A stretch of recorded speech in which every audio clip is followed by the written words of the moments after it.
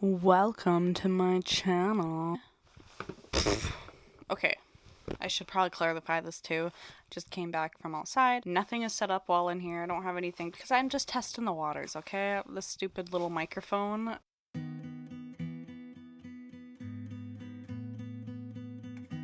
So I'm going to show you how I catch a horse that is hard to catch in a large area like a pasture.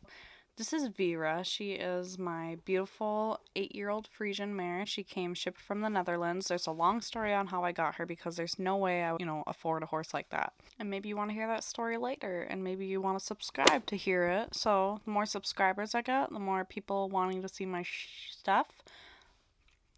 So basically is what I'm doing is kind of like a join up. Hello, Amy Heartland. My name's Amy too. Anyway, so here's the issue. I recorded a video and I did a whole lot of talking and realized that my microphone wasn't turned on. So I'm just going to play them now and I will do the commentary for you. Alright, so initially Vera let me approach her right away. But as soon as I bring the rope up to her, she turns around and like, nope.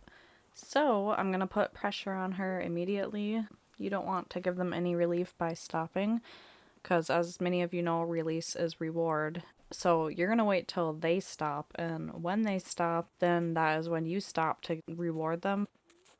If they take a step towards you, take a step back just to keep that pressure off.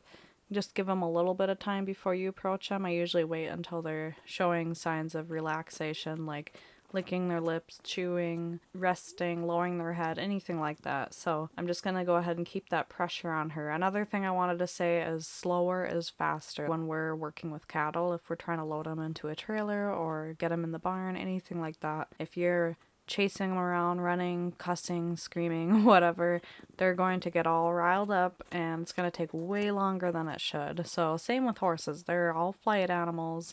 You want to just be patient with them and gentle and respect them just as much as you want them to respect you. She finally stopped, which of course she had to do that out of frame.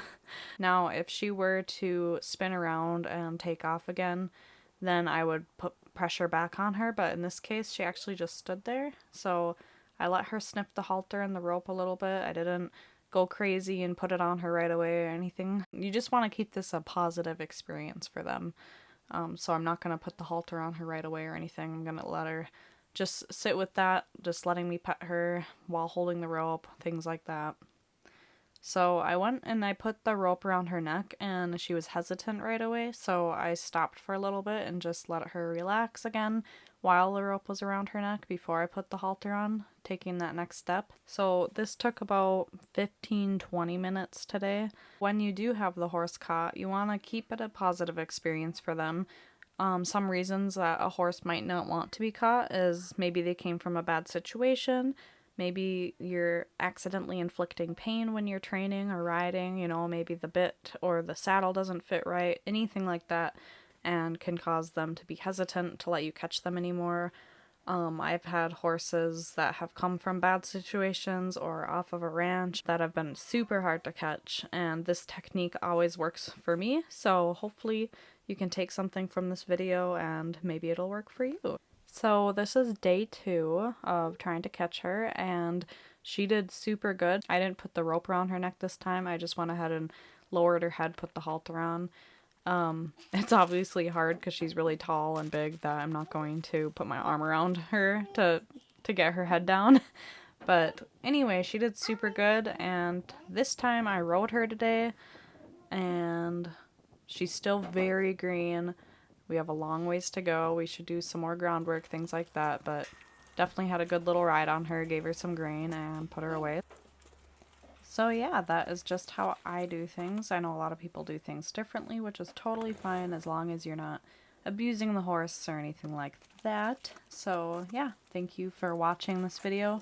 If you have anything you want to see or want me to post more videos, please subscribe or comment, like, whatever these people do.